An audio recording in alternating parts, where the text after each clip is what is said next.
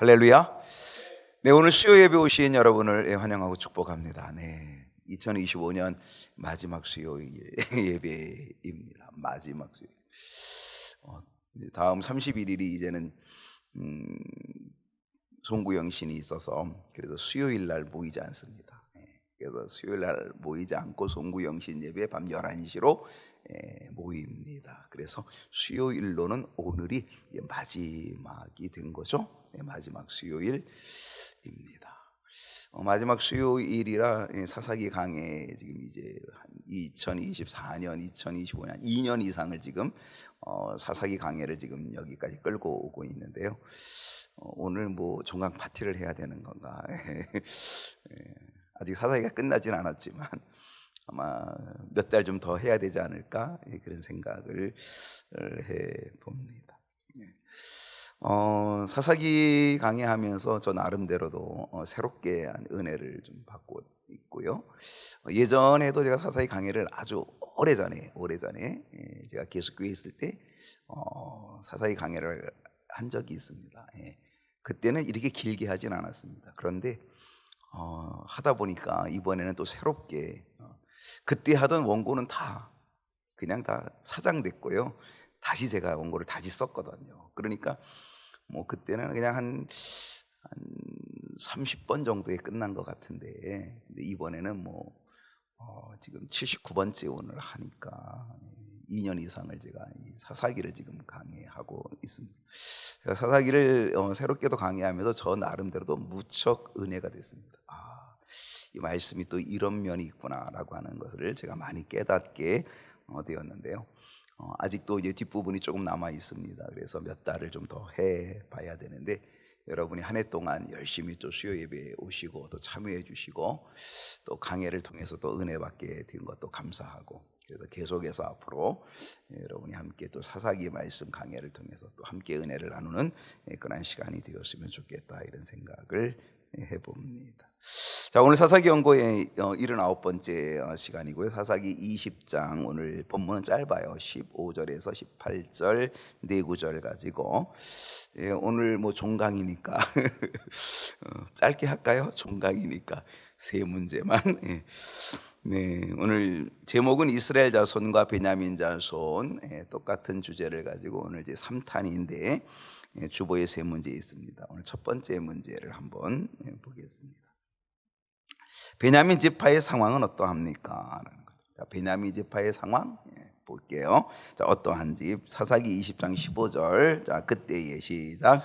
그때에 그 성읍들로부터 나온 베냐민 자손의 수는 칼을 빼는 자가 모두 2만 6천 명이요 그 외에 기브아 주민 중 택한 자가 700명인데, 베냐민 지파는요 이스라엘 자손들의 요구를 거절했습니다.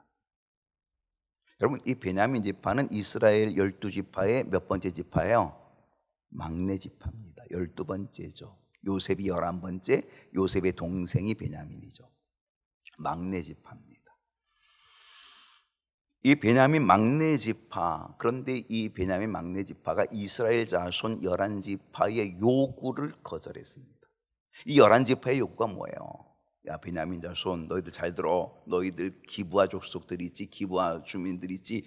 그 베냐민 지파의 기브아 사람들이 있거든요. 그 기브아 사람들이 악행을 저질렀다는 거죠. 그래서 어떻게 했어요? 이스라엘 자손들이 베냐민 자손들에게 그 기브아의 악행을 저질렀던 그 불량배들을 너희들이 색출해내. 그리고 그들을 우리에게 넘겨. 그럼 우리가 그들을 징계할게, 그들을 죽일게. 그래서 이 문제 해결하자, 이렇게 요청을 하였습니다. 근데 베냐민 지파가 어떻게 했어요?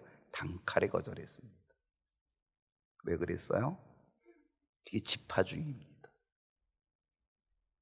사실은 되게 무서운 게 지파주의입니다. 끼리끼리라고 하는 거 굉장히 무섭죠. 때로 우리 교회에서 조심해야 될 것들이 바로 이런 부분들입니다. 또 경영교회 오래되신 분들은 나름대로 뭔가 그 큰 그 지파의식이 있죠. 계파의식이 있는 거죠. 내가 경영교회 오래됐어. 오래된 교훈일수록 어떤 거예요? 그 나름대로 뭔가 텃세에 대한 지파의식이 있는 거죠. 그거 아주 조심해야 되는 일들이죠. 이 베냐민 지파가 바로 이 지파 의식. 그래서 안 돼. 이 기브아 사람들, 이 기브아 사람들 나 우리 민족이야. 우리 지파야. 건들지 마 이러는 거죠. 그래서 오히려 보호하려고 하는 거죠. 거절하게 되었다라고 하는 겁니다. 결국 이 거절로 인하여서 어떻게 됐어요? 이제는 전쟁이 일어날 만한 상황이 된 거죠. 오히려 이 베냐민 지파가 거절할 뿐만 아니라 전쟁을 하겠다는 거예요. 전쟁을 준비하는 거죠. 예. 싸우자. 니네 싸울래? 그럼 나도 우리도 싸울게. 그리고 싸우자라고 하는 거죠. 그러면서 그들이 오늘 이 15절을 보니까 그때의 그 성읍들로부터 나온 베냐민 자손의 수가 칼을 빼는 자가 얼마예요? 모두 2만 6천 명이었다는 거예요. 그 베냐민 지파 2만 6천 명. 아마 그 지파 사람들 지금 되게 많이 사람들이 모인 거죠. 2만 6천 명이었다라고 하는 것입니다. 베냐민 자손은요, 작은 지파임에도 불구하고 매우 강한 군사력을 가지고 있는 지파가 이 베냐민 지파. 참 묘해요. 막내 지파예요. 그리고 지파로서는 작은 지파예요. 근데도 불구하고 매우 강한 군사력을 지니고 있다라고 하는 것은 정말 놀라운 일이었다라고 하는 것입니다. 그러면서 그들은 매우 강한 군사력을 가지고 있기 때문에 그들은 그 군사력, 자기들의 능력을 어떻게 해요? 신뢰하고 믿고 있었다는 거죠.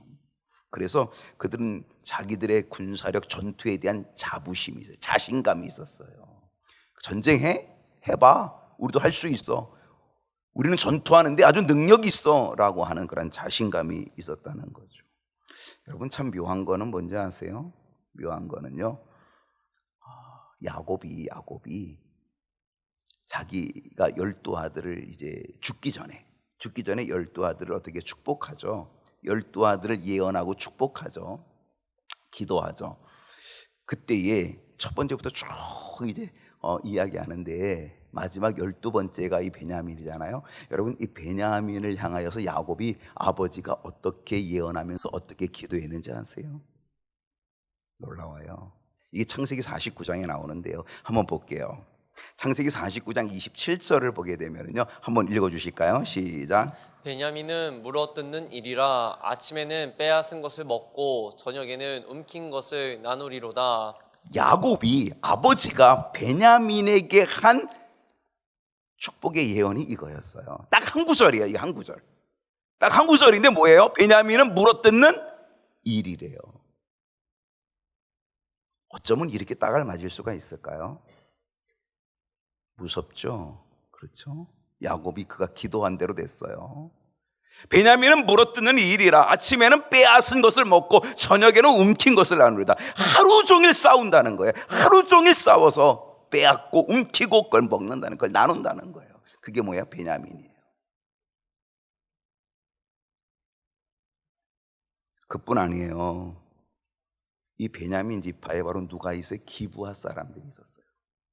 그 기브아의 악행이잖아요. 기브아의 악행. 레위 사람의 첩을 밤새도록 능욕해가지고 결국 죽게 만들었잖아요. 그 기브아의 악행, 바로 이 기브아 주민 중에 뭐가 있다? 택한 자 700명이 있었다 그랬어요. 16절 볼게요. 자, 16절을 보면은 이 모든 백성 중에 택한 700명, 바로 이게 기브아 사람이거든요. 이 기브아 사람 택한 명 700명은 다 뭐예요? 왼손잡이라, 물매로 돌을 던지면 조금도 틀림이 없는 자들이다 라고 했습니다. 이 기브아 사람 택한 자 700명은요 마치 특수 부대원 같은 사람들이에요.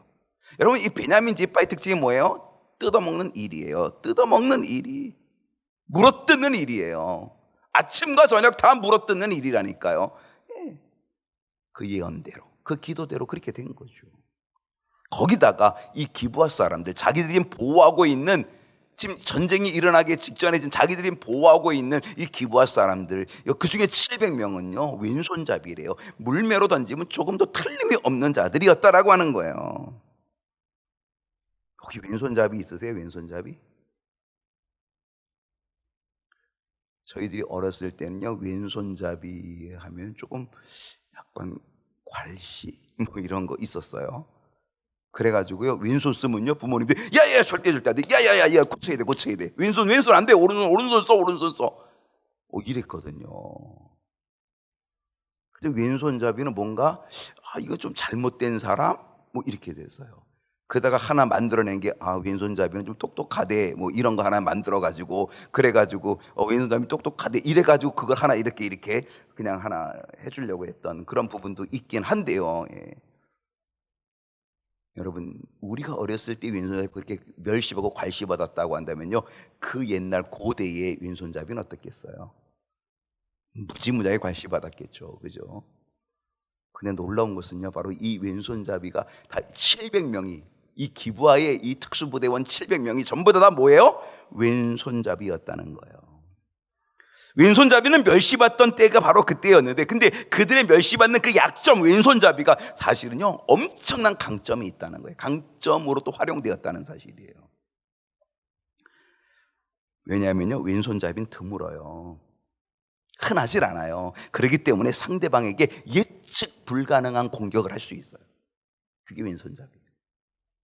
여러분, 사사 중에 첫 번째 사사가 온니엘이에요. 첫 번째 사사가 온니엘. 이 온니엘은 갈렙의 사위였죠. 갈렙의 사위였던 온니엘. 그리고 이 온니엘의 시대가 끝나고 두 번째 사사가 나와요. 그게 누구냐면 에훗이에요. 에훗. 근데 에훗이 왼손잡이였어요. 에훗이 왼손잡이를 가지고 사사의 역할을 감당한 사람이에요. 모아방 에글론 왕을 이 에훗이 만나요. 그래서 어떻게 하는지 아세요? 사사기 3장 21절을 보게 되면요, 에훗이 왼손을 뻗쳐 그의 오른쪽 허벅지 위에서 칼을 빼어 왕의 몸을 찌르매. 여러분, 오른손잡이는요 칼을 어디다 찰까요? 왼쪽에 차요. 그래야지 여기서 왼쪽에 있는 칼을 탁 뽑아할 수 있어요. 오른쪽에 차면 이거 못 뽑아요. 그러니까 오른손잡이는 항상 칼을 왼쪽에 차고 있는 거예요. 그런데 보세요, 왼손잡이는 칼을 어디다 차야 돼요? 오른쪽에 차야 되는 거예요. 근데 에훗이 왼손을 뻗쳐 그의 오른쪽 허벅지 위에, 그러니까 그의 오른쪽 허벅지 위라는 건 뭐냐면 이 안에 허벅지 속에 칼을 감춰뒀다는 거죠. 칼을 감춰둔 거예요. 이 오른쪽 허벅지 속에 칼을 감춰두고, 그리고 한순간에 왼쪽으로 손을 빼가지고, 왼손을 확 빼가지고 그 칼을 빼어서 그 에글론 왕을 몸을 찔렀다는 거예요. 그리고 이 칼이 얼마나 깊숙이 들어갔는지 몸 끝을 뚫고 들어가요. 그리고 그 칼을 뽑지 않아서 기름이 엉켰다고 그랬어요. 그렇게 죽어요. 에글론 왕, 모압 왕 에글론을 이렇게 죽여요. 그게 바로 두 번째 사사였던 왼손잡이 에훗의 역할이었던 것을 우리가 보게 되는 거죠. 사람들이 경기할 때는 오른손을 경계하는 거죠. 저 오른손이 어떻게 날아올까? 저 오른손을 어떻게 쓸까? 오른손만 딱 주의하고 있는데 에훗은 왼쪽을 싹 써가지고 왼쪽으로 했거든요. 그러니까 어떻게 공격이 들어올지 상대방이 예측할 수 없었다라고 하는 것이죠.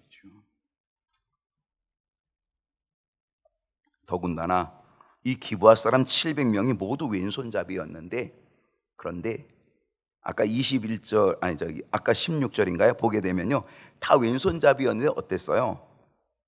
물매로 돌을 던지면 조금도 틀림이 없는 자들이더라, 이렇게 돼 있어요. 물매를 던지면요. 여러분, 물매를 잘 던진 사람이 누구였어요? 다윗이었어요. 다윗이 물매를 잘 던졌어요. 아마 다윗은 오른손잡이였을 거예요. 자, 이건 뭐 다 보여주고 하는 거니까 오른손잡이로 해도 상관없는 거죠. 예. 근데 다윗이 물매를 정말 잘 던져가지고 그 골리앗의 그냥 이 이마에 탁 꽂혔잖아요. 그래서 이기는 거잖아요. 그런데 정말 이 700명이 왼손잡이인데 물매를 기가 막히게 던지는 거예요. 여러분, 여기서 조금도 틀림이 없는 자들이다. 이 조금도 틀림이 없다라고 하는 이 히브리 원어의 뜻이 뭐냐면요, 머리카락 하나도 오차가 없다는 거예요. 여러분, 머리카락이 얼마나 가늘어요? 머리카락이 얼마나 가늘어요? 그러니까 딱 던지면 머리카락 한 개의 차이가 있을까 말까? 그러니 얼마나 정확하냐 이거죠. 대단히 정확하다는 거죠. 무지무지하게. 정말 특수부대원들이죠. 특수부대원들. 그런데 여러분, 안타까운 것은 뭔지 아세요? 안타까운 것은요, 그들이 가지고 있는 이 귀한 능력이, 그들의 왼손잡이 던지면은 머리카락 한 개에도 오차가 없이 만큼 아주 정확하게 칠 수 있는 바로 이 귀한 능력이 하나님의 뜻을 위해 쓰이지 못했다는 거예요. 오히려 그것이 이스라엘 자손, 자기 민족을 치는 데에 사용됐다는 거예요. 자기 민족을 죽이는 데 사용됐다는 거예요.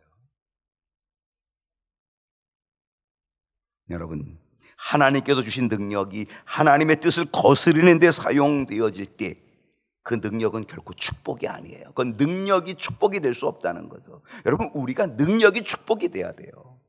근데 그는 왼손으로 딱 던지면은 그 오차가 없이 정확하게 맞는 그러한 능력을 가지고 있었지만은요, 그런데 어떻게 됐다고요? 그 능력은 축복이 아니라 오히려 심판의 도구가 되었다는 거죠. 여러분, 하나님께서 나에게 주신 능력은 뭡니까? 여러분에게 주신 능력이 뭡니까? 그리고 그 능력을 정말 하나님의 뜻 안에서 여러분 사용하고 계십니까? 그게 정말 중요한 거예요. 아니면 그 능력을 가지고 형제를 압제하고 형제에게 날카로운 돌을 던지고 그런데 혹시 사용하고 있는 것은 아닐까요? 그러면 그 능력은 축복이 아니죠. 그 능력은 오히려 저주죠. 이 작은 지파 베냐민은요, 베냐민 자손은요, 전투적인 능력이 뛰어났지만요, 그 전투적인 능력이 뛰어난 그 전투적 능력을 어떻게 해서요? 무릇뜯는 일이잖아요. 그 전투력이 뛰어난 그 전투력을 자기 동족 이스라엘의 자손을 치는 데 사용하게 됐다는 거예요.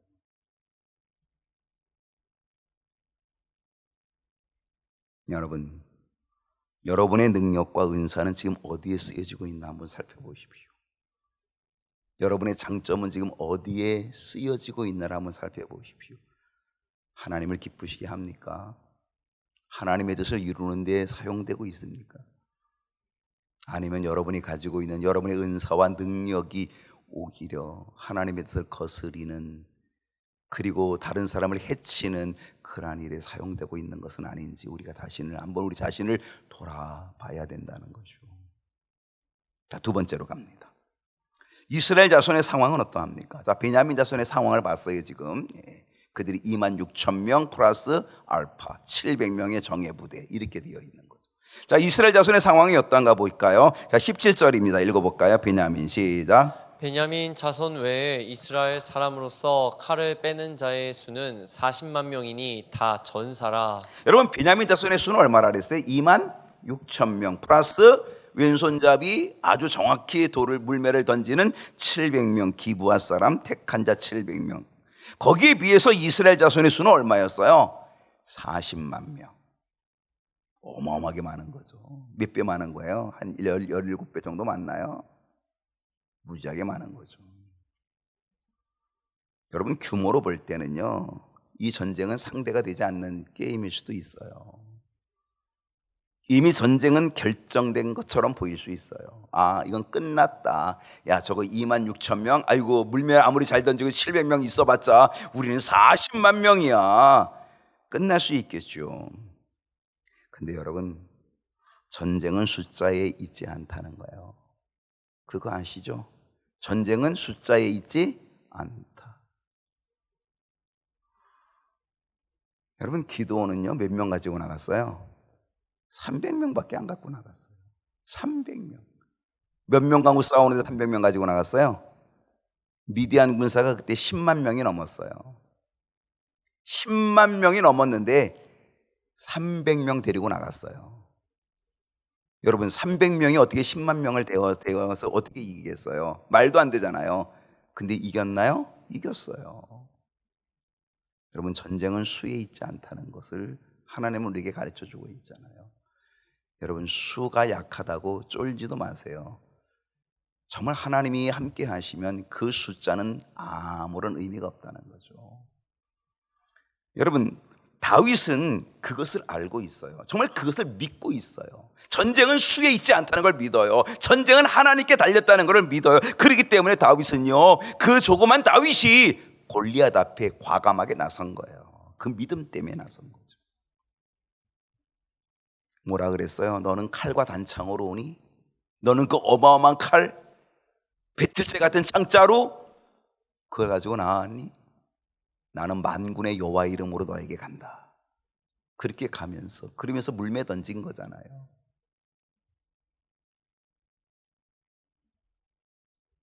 사실 지금 이스라엘 자손이 40만 명이거든요. 그들은 기껏해야 2만 6천밖에 안 돼요. 베냐민이 가장 작은 지파이기 때문에 2만 6천.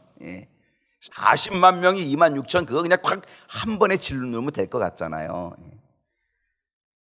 근데요, 이 전쟁의 초반에 이스라엘 자손들이 40만 명 거 믿고 나갔다가 두 차례에 걸쳐서 큰 패배를 당해요. 아마 합하면 한 정확하게 좀 다음번에 내년에 제가 알려드리겠지만은 아마 죽은 수가 3, 4만 명이 죽었을 거예요. 이스라엘 자손. 그러니까 베냐민 자손 2만 6천보다 더 많은 수가 죽는 거예요. 두 번 실패해요. 두 번. 여러분 무엇을 깨닫습니까? 여러분 무엇을 의미할까요? 40만 명이 모였어도 하나님의 인도하심이 없이는 승리가 보장될 수 없다는 거예요. 얼마나 많은가가 중요한 게 아니에요. 여러분 숫자가 중요한 게 아니에요. 누가 인도하느냐, 이게 중요한 거예요. 누가 인도하느냐. 하나님이 인도하지 않으면 소용없는 거예요. 수가 작아도 하나님이 인도하면 300명 가지고 10만 대군도 이기는 거고요. 40만 명이 나가서 2만 6천 명과 싸워도 하나님이 인도하지 않으면 오히려 패하고 마는 거예요. 여러분 숫자를 바라보지 마세요. 환경을 의지하지 마세요. 오직 하나님을 의지하는 믿음이 우리에게 있어야 될 줄로 믿습니다. 자, 세 번째 문제로 갈게요. 이스라엘 자손은 어떻게 하였습니까? 18절을 한번 읽어봅니다. 오늘 마지막 절이에요. 오늘이 18절 한번 다 같이 읽어봅시다. 시작. 이스라엘 자손이 일어나 베델에 올라가서 하나님께 여쭈어 이르되 우리 중에 누가 먼저 올라가서 베냐민 자손과 싸우리까 하니 여호와께서 말씀하시되 유다가 먼저 갈지니라 하시니라. 여러분 사사기의 특징, 사사시대의 특징을 한마디로 얘기하면 뭐라 그랬죠? 79번째인데 이건 그냥 툭 나와야 돼요. 그냥 입에서 툭 나와야 돼요. 사사기의 특징, 사사시대의 특징을 한마디로 얘기하면 뭐다? 왕이 없어서 자기 소견에 옳은 대로 행하였다. 왕이 없어서 자기 마음대로 살았다. 자기 소견에 옳은 대로, 자기 정욕대로 살았다. 이게 사사기를 대표하는 아주 중요한 구절이다라고 하는 거죠. 그런 이스라엘 백성들이요, 지금 어디로 올라갔어요? 이스라엘 자손이 일어나서 어디로 올라갔다고요? 베델. 여러분 베델 기억하세요? 베델이 뭐예요? 하나님의 집이에요. 베트엘. 베트는 집이고 엘은 하나님이잖아요. 하나님의 집이에요. 사실은 이 베델이 원래 이름은 루스라는 땅이었어요. 그런데 야곱이 형을 속이고 팥죽으로 형 속이고 그거에서 장자권을 뺏었잖아요. 형이 화가 나가지고 그래서 어떻게 했어요? 이제 내가 저 야곱을 내가 죽여야 되겠다. 아버지 이제 장례 치르고 반드시 죽여야 되겠다 이러고 있었거든요. 그래가지고 그 엄마가 빼돌렸어요. 어디로 빼돌렸어요? 외삼촌 라반의 집으로 빼돌리는 거예요. 밧단 아람으로 빨리 걸로 도망가게 한 거예요. 그래가지고 야곱이 홀로 도망가는 거예요. 밧단 아람으로 도망가다가 이제 저물어서 잠을 자는데, 그때가 어디냐면 루스라는 땅에서 잠을 자고 있어요. 그 잠을 자는데 꿈에 갑자기 하늘이 열리고 사닥다리가 쫙 내려오고 천사가 오르락 내리락 하는데 얼마나 좋은지 몰라요. 얼마나 황홀한지. 그 잠이 깼어요. 그리고 어떻게 했어요? 그래서 거기다 제단을 쌓아요. 그리고 하나님께 소원하죠. 하나님, 저를 이곳에 다시 무사히 돌아오게 하시면 이곳이 바로 하나님의 전이 될 겁니다. 하나님을 예배하는 자리가 될 겁니다. 그리고 내가 하나님의 반드시 나의 소득의 11조를 하나님께 바치겠습니다. 이 두 가지 서원을 하죠. 그러면서 그 이름을 루스라는 땅의 이름을 뭐로 바꿔요? 베델로 바꿔요. 그래서 하나님의 집, 베트엘, 하나님의 집이 된 게 그 베델이에요. 이스라엘 자손들이요, 지금 전쟁을 앞에 두고 어디로 갔어요? 베델로 올라갔어요. 얼뜻 보면 어때요? 예배의 자리로 나아갔다, 이렇게 볼 수 있어요. 실상 겉으로는요, 겉으로 보기에는 매우 경건한 모습으로 보일 수 있어요. 와, 이스라엘 백성들이 와, 이제 정신 차렸구나. 와, 이스라엘 백성들이 지금 베델로 올라갔네. 하나님의 집으로 갔네. 예배의 자리로 갔네. 이렇게 보일 수 있어요. 근데요, 여기서 중요한 게 뭐예요? 간 것이 중요한 게 아니라 왜 갔냐, 이게 더 중요한 거예요. 진정성의 진정성. 여러분, 우리가 예배의 자리도요, 그냥 오는 게 중요한 게 아니에요. 정말 왜 왔냐라고 하는 거죠. 진정성이 있느냐라고 하는 거죠. 그래서 하나님은 어떤 사람을 찾고 있어요? 영과 진리로 예배하는 자를 찾고 있는 거죠. 아마 예배 드리는 사람 중에서 영과 진리로 예배하는 사람도 혹 있을 거예요. 그런데요, 많은 사람들이요, 그냥 아이고 오늘도 도장 찍으러 가자, 그 도장 찍으러 온 사람이 있을 거예요. 얼굴 도장 찍으러. 하나님 저 왔어요, 목사님 저 왔어요, 그리고 얼굴 도장 찍으러 오는 사람도 그래도 꽤 있을 거예요. 여러분, 이들이 지금 이스라엘 자손들이요, 한번 생각해 보세요. 사실은요, 굉장히 이 장족의 발전이긴 해요. 왜냐하면 왕이 없어도 자기 소견에 오른 대로 자기 마음대로 살았던 그 시대에, 그렇게 살았던 거기에 익숙해져 있던 그들이 지금 어디에요? 이제 베델로 올라갔다. 이건 정말 기가 막힌 일이긴 해요. 그러나 그것은 경건한 모습이라고 보기는 쉽지 않은 거죠. 왜냐하면 정말 진정성, 이게 바로 이 순수함, 바로 이런 것이 문제가 된다는 거죠. 어쩌면 전쟁이라고 하는 큰 문제를 앞두고 있기 때문에 그들은 불안했을 거예요. 아무튼 전쟁을 해야 되잖아요. 피 흘리는 일, 죽어야 되는 일이 일어나는 거잖아요. 그러니까 얼마나 불안했겠어요. 그래 불안했던 이스라엘 자손들이 지금 베델로 올라가고 있는 거죠. 근데 그들이 베델에 올라갔지만 정말 그들이 하나님 앞에 서고자 했을까라고 하는 것, 이게 중요한 거죠. 정말 하나님 앞에 무릎 꿇고자 했을까? 정말 하나님 앞에 회개하고자 했을까? 정말 하나님 앞에 그들의 마음을 다 내려놓고자 했을까?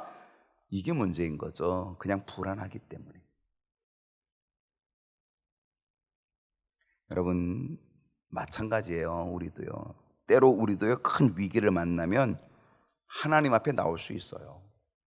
위기를 만나고 환난을 만나면 다급해서 하나님 앞에 나올 수는 있어요. 왜? 두려워서. 근데요, 정말 하나님 앞에 서고자 하는 것이냐라고 하는 거예요. 정말 하나님 앞에 무릎 꿇고자 하는 것이냐라고 하는 것, 이게 중요한 거예요. 단지 두려움 때문에 하나의 좋은 계기가 될 수 있지만, 그러면 거기에 진정성이 있어야 되고 순수함이 있어야 되는 거죠. 베델로 올라온 이스라엘 자손들이 하나님께 물어요. 자, 이 18절 계속해서 볼게요. 자, 우리가 이스라엘 자손이 일어나 베델에 올라가서 하나님께 여쭈어 이르되, 하나님께 물어봐요. 뭐라고 물어봤어요? 우리 중에 누가 먼저 올라가서 베냐민 자손과 싸우리까? 물어봤어요. 이 물음 속에서 이스라엘 자손들의 모습이 괜찮아 보일 수도 있어요. 그들은 베델에, 하나님의 집이라고 하는 이 베델에 올라갔고 지금 하나님께 묻고 있으니까 대단히 신앙적인 모습이 보여질 수도 있어요. 그런데요, 여기서 우리는 문제점을 하나 발견해야 돼요. 무엇이 문제예요? 이스라엘 자손은요, 이 기브아의 악행에 대해서 하나님의 뜻을 묻지 않았어요. 이 기브아의 악행에 대해서 하나님께 어떻게 하면 좋을지 하나님의 뜻을, 하나님의 방법을 묻지 않았어요. 그들은 이 기브아의 악행을 자기 소견에 옳은 대로 저들을 쳐 죽여야 돼, 전쟁을 결정했어요. 역시 그들은 베델에 올라가고 있지만 그들은 이미 자기 소견에 옳은 대로 이미 결정하고 올라간 거예요. 전쟁하겠다는 거죠. 하나님, 이 문제를 어떻게 풀을까요? 하나님, 이 기브아의 악행으로 정말 우리 민족이 이렇게 이런 슬픔을 당하였는데 하나님, 이 문제를 어떻게 풀까요? 하나님, 이 문제를 풀 하나님의 해결책을 주십시오 라고 그렇게 하지 않았어요. 아니면 하나님, 이 문제는 우리 민족의 문제입니다. 이건 기브아의 문제보다도 우리 민족 전체가 지금 다 하나님을 멀리 떠난 우리 민족의 문제입니다. 그리고 그것을 가지고 하나님 앞에 무릎 꿇고 회개하는 일이 없었던 거죠. 그들은 그냥 베델에 올라갔어요. 그리고 하나님께 여쭈었어요. 뭐라고? 누가 먼저 올라가리까?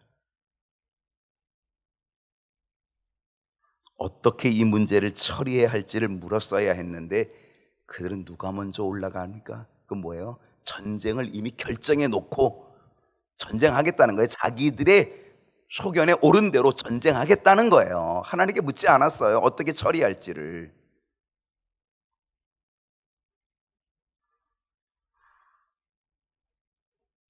기브아의 악행을 하나님을 떠난 이스라엘 전체의 죄로 봐야 되는 거죠.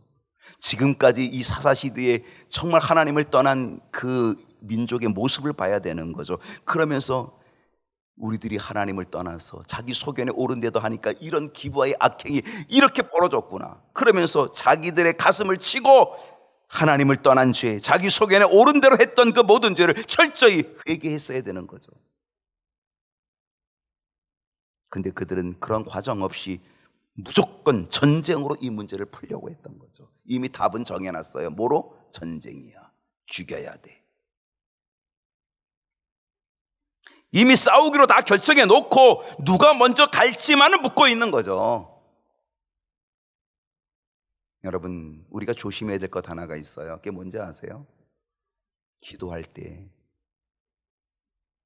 사실은 우리는 답을 다 결정해 놓고 기도하죠. 뭐라고 기도해요? 하나님 이것대로 해주셔야 돼요. 하나님의 뜻을 구하지 않아요. 하나님 내가 이미 결정했어요. 그러니까 이거 제가 해주세요. 그리고 땡깡을 부리죠. 그렇게 해달라고 하죠. 우리도 기도할 때 똑같이 그래요. 이미 내가 다 결정해놨어요. 내 소견에 옳은 대로 내가 다 결정해놨어요. 그리고 하나님 앞에 나와서 기도하는 거예요. 제가를 구하는 거예요. 제가. 여러분, 무슨 의미가 있어요? 결정은 내가 다 해놨는데. 물론 하나님께서 뭐라고 답변은 하셨어요. 누가 먼저 올라가리까? 그랬더니 하나님이 뭐라 그랬어요? 유다가 먼저 갈지니라 그랬어요. 하나님이 그렇게 말씀하신 게 응답인가요? 응답인가요? 그건 응답이 아니에요. 이미 다 결정하고 왔기 때문에 하나님이 그래? 너희들이 그렇게 할 거야? 그럼 유다가 먼저 가. 이렇게 한 거예요. 그건 응답이라고 볼 수 없는 거죠. 순서를 정해준 것 뿐이죠. 여러분, 발람 아시나요? 발람. 모압 왕 발락이 발람을 매수했어요. 돈을 주고 매수하면서 야 와서 우리 저기 이스라엘 좀 저주해 달라고. 그랬더니 발람이 하나님 앞에 하나님 지금 발락이 나를 지금 필요로 해가지고 이스라엘을 저주하라고 오라 그러는데 갈까요 말까요? 하나님이 아니야, 가면 안 돼. 이스라엘은 내 민족이야, 내 택한 백성이야. 가면 안 돼. 거긴 저주를 받을 민족이 아니고 축복을 받을 민족이야. 가면 안 돼. 그랬거든요.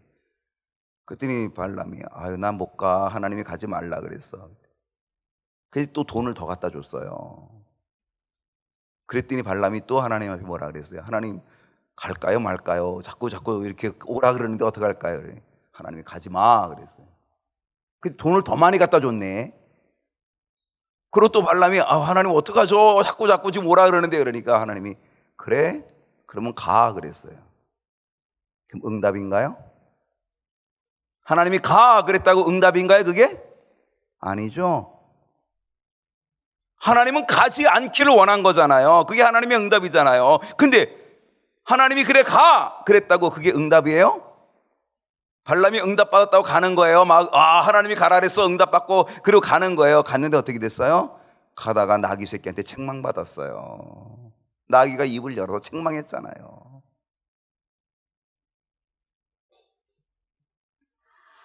그것은 하나님이 가라고 한 건 응답이 아니에요. 그건 하나님의 뜻이 아닌 거죠. 하나님의 기뻐하심이 아닌 거죠. 가기를 쫄르니까 그냥 에이 그래 가려면 가 이런 거죠. 그러나 내 맘대로 못해 이런 거죠.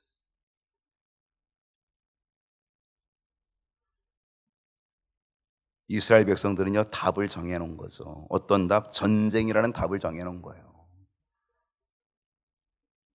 결국 답을 정해놓은 이 전쟁은요, 이스라엘 전체에 큰 고통을 줘요. 결국 2번이나 이스라엘 자손이 패해요. 4만 명 이상 죽게 돼요. 2번의 전쟁 속에. 그리고 그 3번의 전쟁 3번째에 베냐민 자손이 600명만 남고 다 죽어요. 2만 6천 명 거의 죽은 거예요. 전멸하죠. 600명만 살아남아요.